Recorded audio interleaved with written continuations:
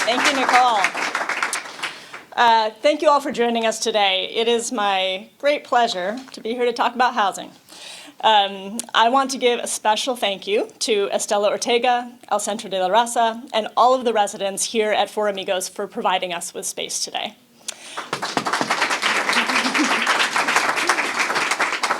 I also want to remind everyone that nap time for the kids at Jose Marti Child Development Center starts at noon, so we will have to be very quiet as we exit here today.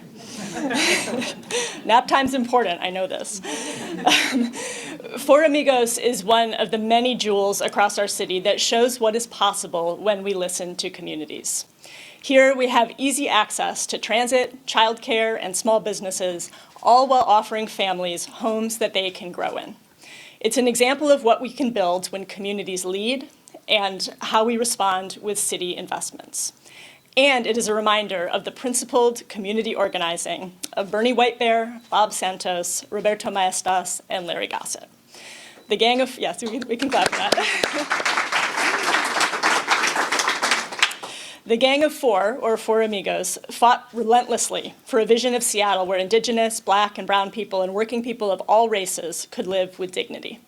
I'm humbled to announce today's executive order to help us produce the affordable, abundant housing our city needs in a space that bears their collective name. When housing costs climb, working-class Seattleites feel it first and hardest. Rising rents stretch working families to the breaking point and push our most vulnerable neighbors toward homelessness. To keep building this city, your city, and to respond to our growing needs, we need abundant housing of all kinds. Affordable and abundant housing helps residents stay in the city they call home and also allows us to welcome new neighbors who continue to move here for opportunity, safety, and community. We want families to put down roots so that parents, children, and chosen families can build a multi-generational city that honors our diverse cultures and carries our histories forward.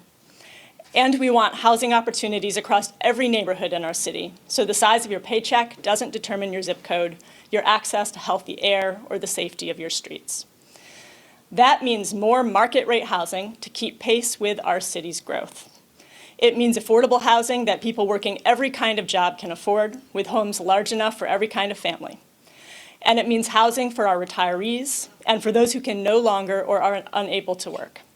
It means social housing that provides a stable, affordable, mixed-income place to live as a household's income changes. And it means supportive housing paired with services so we can get people the care they need. And it means shelter that moves people off the streets and toward permanent homes. We need all of it. Many forces are putting pressure on housing production right now. Interest rates, supply chain challenges, inflation-driven cost increases, federal policies and disinvestment all play a role. We can't control every one of these forces, but we must take action wherever we can, because housing that people can afford is critical to a healthy city. So today, I'm issuing an executive order to help us build a city where the people who lay our building foundations, who own our neighborhood businesses, who teach our children, and who serve our coffee can afford to live here and grow here. First, we are taking more aggressive and coordinated action to make permitting faster and clearer. That begins with looking closely at our own regulatory and permitting processes. Building on work begun during the previous administration and championed by advocates, developers, council members, and city staff, we are launching a new residential permitting interdepartmental team to make permit timelines shorter and more predictable across the city. As the developers gathered here today know, too well, delayed permitting, utility hookups, and street use permits can cost a single project hundreds of thousands of dollars per month of delay. By streamlining permitting, we can help make more projects pencil across the city. Second, I'm proposing funding for an affordable housing ombuds in the 2027 to 28 budget, a request made by numerous affordable housing developers to help low-income housing providers and especially community-led developers save time in navigating our city agencies. The Seattle Department of Construction and Inspections will support this position, and Seattle City Light, the Seattle Department of Transportation, the Seattle Fire Department, and the Seattle Public Utilities will each name a point of contact to quickly resolve permitting issues. The policies we set, the way we review proposals, and the efficiency of our approvals and inspections, all of these shape how quickly and effectively new housing can move from concept to construction. So these two actions emphasize city departments working together instead of in silos to make sure that we build housing faster without unnecessary delays. Development delays lead to increased costs from permitting to construction to getting people in those homes, and it's a cost that we can no longer afford. Third, we are establishing a housing production task force that brings together labor, affordable housing providers, community organizations, and market rate developers. This group will find shared solutions to speed up housing production, support community-led development, strengthen our affordable housing infrastructure, and prevent displacement for households with low incomes and Black, Indigenous, and communities of color. Supported through the Seattle's Office of Planning and Community Development, the task force will tackle many key issues. Strategies to grow housing for households below 50% of the area median income and larger family-sized homes, reforms to our mandatory housing affordability program, the future of design review, preserving and expanding permanent supportive housing in a challenging federal landscape, expanding affordable homeownership, strengthening our anti-displacement strategies, and stabilizing and preserving the affordable housing we already have. This task force will provide a status update with initial recommendations by February of 2027 so that we can take action on items next year, and final recommendations by September of 2027. This work moves forward alongside many efforts that are already underway across our city departments, including our comprehensive plan, zoning, the Equitable Development Initiative, our displacement data and mapping tools, office to residential conversions, and new state laws that advance middle housing and transit-oriented development. And we will build on our partnerships with King County and statewide efforts like the Washington Accelerator for Residential Production. This agenda is ambitious because the need across our neighborhoods is real. But Seattle has the skills, the partnerships, and the determination to meet this moment.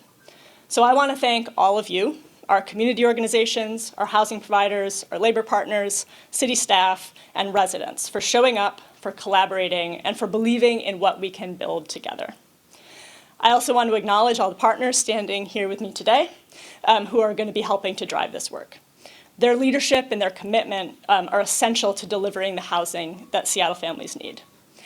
I also want to thank the City Council for their shared commitment to accelerating permitting times and ensuring that we have abundant housing of all kinds. And with that, Councilmember Lynn will be sharing his perspective next. After all of our Housing Production Task Force co-chairs have spoken, I will return to answer some questions.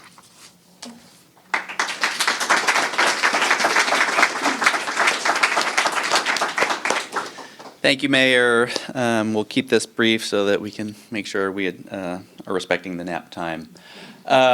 Super excited to be here and to see so many familiar faces and just the deep expertise and experience and knowledge that we're going to be working together as part of this housing production task force.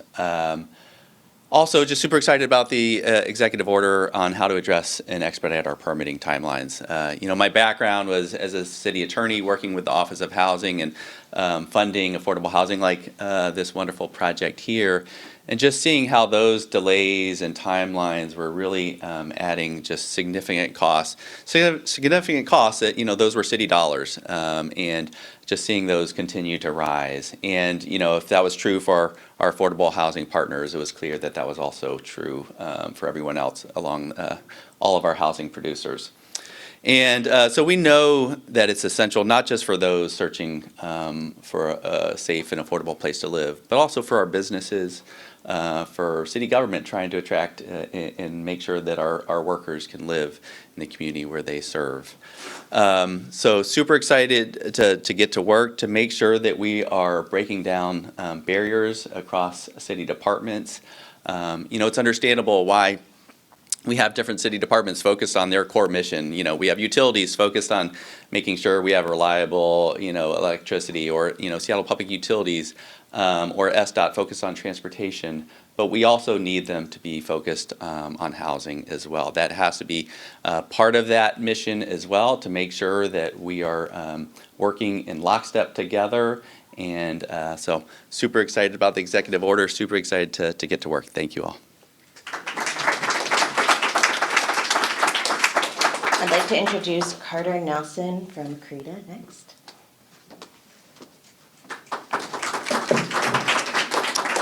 Thank you, Nicole. Good morning. I'm Carter Nelson here on behalf of the Commercial Real Estate Development Association. And I just want to start by saying I'm honored to be co-chairing this group and be part of the important work ahead of us. Our members are the workforce of architects, engineers, contractors, and developers who help deliver much of the multifamily housing Seattle needs. Our members want to be part of the solution by building more housing and creating more options for people who want to live in this city. We appreciate Mayor Wilson and her team's leadership in convening this group. Bringing together community leaders, nonprofits, housing advocates, and industry professionals is exactly the kind of collaboration we need to approach a challenge as complex as housing affordability. We're grateful to have a seat at the table and look forward to working with this group to identify the key barriers that make housing more difficult to build. We're excited to help advance practical solutions that make it easier to deliver housing for current and future Seattleites. Let's get to work.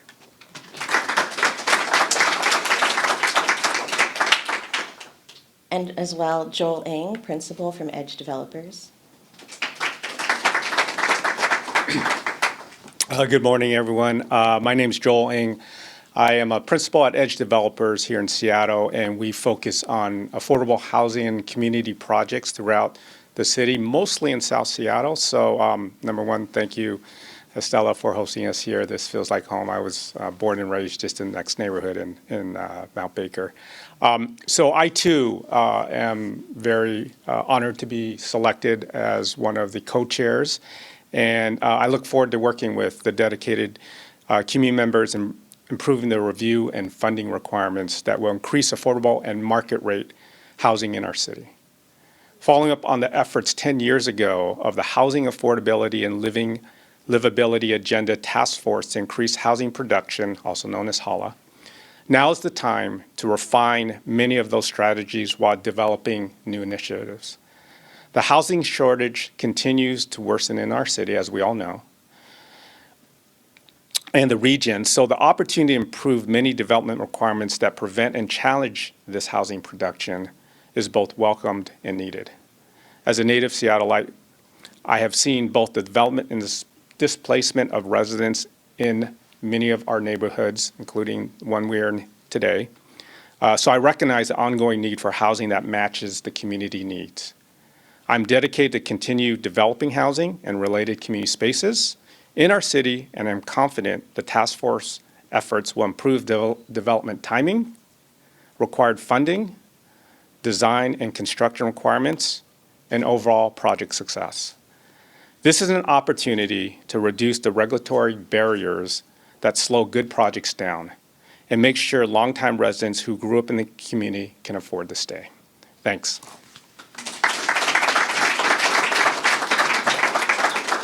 And our fourth co-chair, Tiffany Kelly Gray, Director of Strategic Initiatives from Bird Bar Place, was not able to be here today, but is very excited about being our fourth co-chair. But instead, I'd like to introduce you somebody you all know well, Patience Malaba, Executive Director of HDC, who's here to speak about the housing ombuds.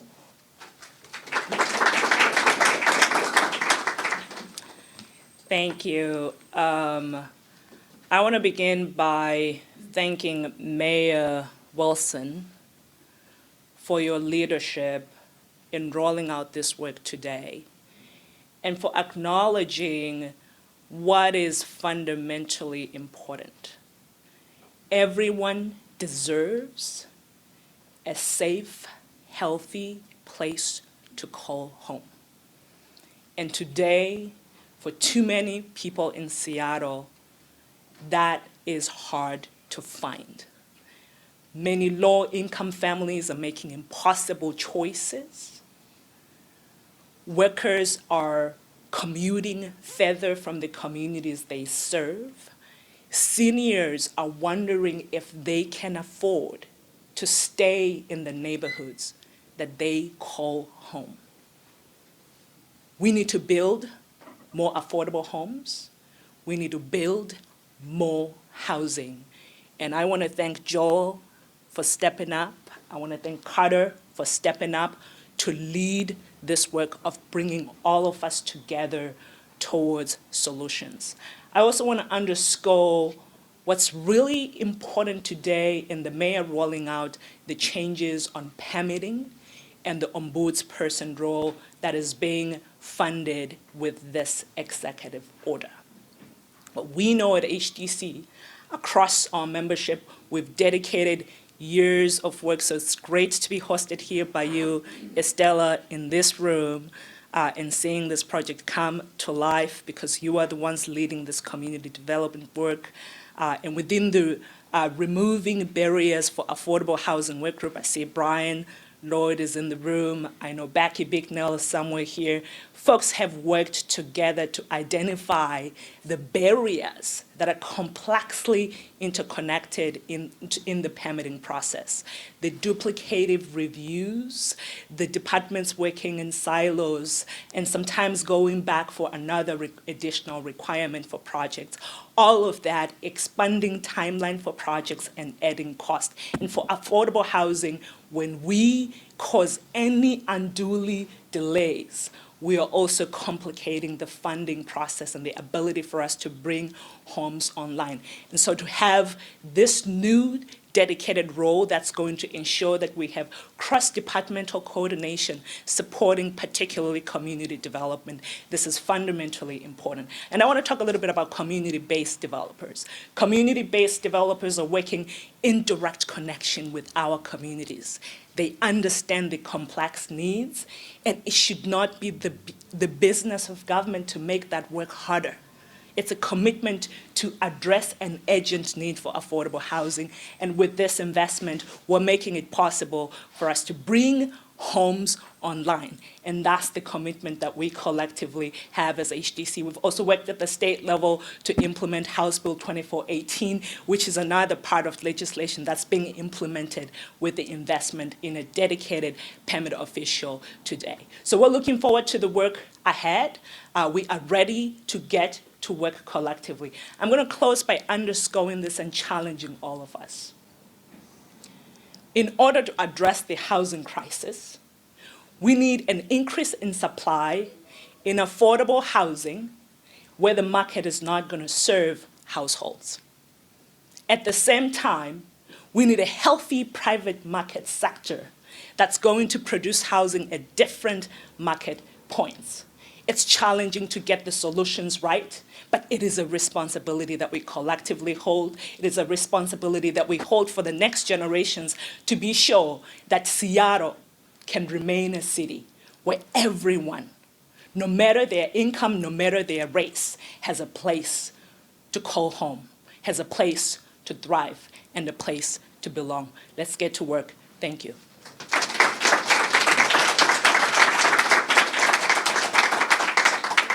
Okay, thank you all. Happy to take some Q&A.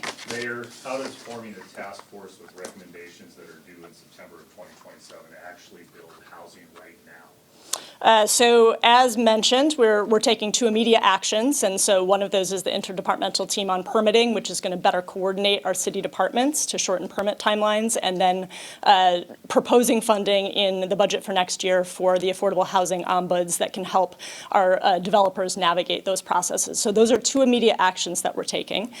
This task force is going to be providing rolling recommendations. So as mentioned, there will be initial recommendations provided in February of 2027 that we will be able to act on next year.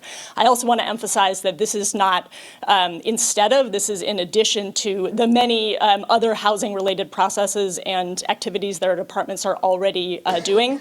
Also just want to emphasize that we have not waited until this point to take action on housing affordability. The City Council just unanimously passed our ordinance banning rental junk fees, which will improve stability and affordability for renters. And we're also working on a larger scope scoping for the next phase of the comprehensive plan so that we have more options for increasing housing production across our city. So this is additive, and we are not waiting for September 2027 to take action. And Thank you. with respect to the housing community, it's the first time that we've seen you in a couple of weeks to have a chance to ask you questions about other things. There's been a recall filed against you that you know has moved forward. This is your chance to respond to that recall. How do you respond to the allegations in that recall effort? So that is a legal process that will be playing out. I'm focused on leading the city and on making it an affordable place for people to live, and that's the work that we're here to discuss today. Thank you. Yeah. To follow up on that, are you planning to be at the hearing? The date has now been set. Do you plan to be there? I personally will not be there. I will be represented by counsel. Mayor, as far as affordable housing is concerned, there's a bit of a red herring, particularly when it comes to renters, where there's programs for low-income families to get into housing, yet at the same time, their rents are increased yearly. Is there any remedy to maintain for low-income families that their rents are not pushing them out regardless of the efforts of affordability or the term affordability? Is there a remedy for that? Yeah, I mean, I think there are a number of things that we need to do to improve housing stability for low-income renters once they get into housing. Part of that is making sure that we have a robust, affordable housing sector that includes our, the kind of affordable housing that we've developed for a long time. Also, our new social housing developer, right? These are non-market housing solutions where we actually are able to make sure that rents are not just going up year after year. That's part of the solution. Rental assistance is another big part, and that's something that the city has provided funds to community-based organizations to help low-income families when they're facing hardship, to make sure that they're not evicted due to non-payment of rent. And that's a high priority for me as we move into this budget cycle, to make sure that the city is funding rental assistance. I think also a lot of our renter protections can be helpful in this respect as well. And also we need partnership at the state level, right? There was recently a rent stabilization law passed, which at least limits rent increases to, I believe it's 7% plus inflation. So that's still like a pretty big rent increase, but it provides a little bit of stability for renters. Mayor, I have a question for you as well. I believe it was last week I talked with a woman. She lived in the Central District about 74 years in the same house. She's worried about losing that house. She's not a renter, so this is two-pronged. Yep. She supports a recall of you at this point. She says she does. What is your message to her about home ownership and how you're working to help her? And then what is your message to people who are right now supporting a recall? So I think there are a lot of actions that we're going to need to consider to better support lower income homeowners, people on fixed incomes. One of the big ones, I mean, property taxes can really be a burden for lower income homeowners. We have homeowners who are lower income, seniors, right, often qualify for lower property taxes, but a lot of people don't know about that. So one thing that the city can do and does, but can probably do more of, is partnering with our community-based organizations to make sure that every single homeowner who is eligible for that discount knows about it and is able to get it. There's also a lot of work to be done at the state level on property tax reform so that we're actually hopefully able to get to a more progressive property tax structure that doesn't burden lower and middle income homeowners as much. So those are a couple actions. There are more that I think that our task force can work on, but definitely an issue. I've got time for two more, so right here. As Patience mentioned, we have such a great diversity of developers in the city working on this problem. There's traditional big A affordable developers, many of whom get funding from Office of Housing, but there's also a lot of privately funded developers, including those that get funding from corporate partners like Amazon. Yep. In your vision of affordable housing and in the ombudsman's and the interdepartmental thing that you're announcing, would that apply to the entire range of affordable developers or just to the Office of Housing cohort? That's a good question that I don't know the answer to. Does anyone here who's been involved in the weeds know what we're thinking on that? Go ahead. So as it relates to the residential permitting IDT, that is for all development, all developers, and so that's to streamline all of the systems that relate to slowing down permitting.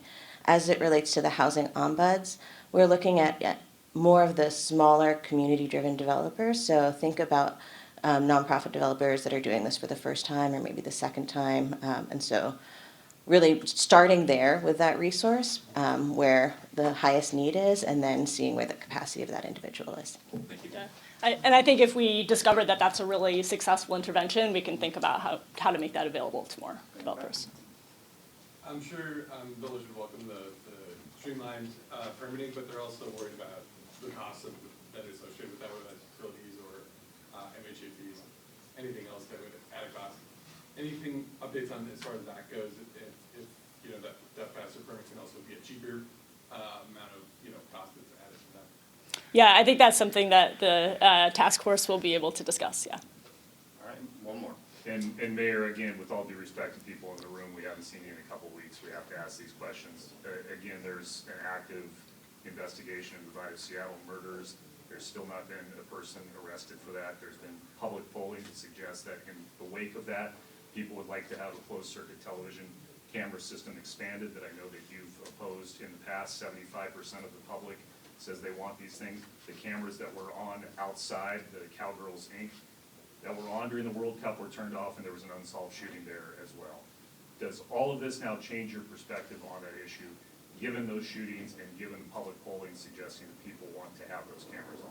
So we're continuing to follow the course that I laid out earlier this year, which is that as we speak, there is an audit being conducted of privacy, data security, storage sharing practices for our CCTV system. We expect the results of that audit to be coming out, I believe, around the end of September. So that will be a decision point where we can share those results publicly and make a decision about whether to move forward with the expansion of the CCTV cameras. All right, thanks, everybody.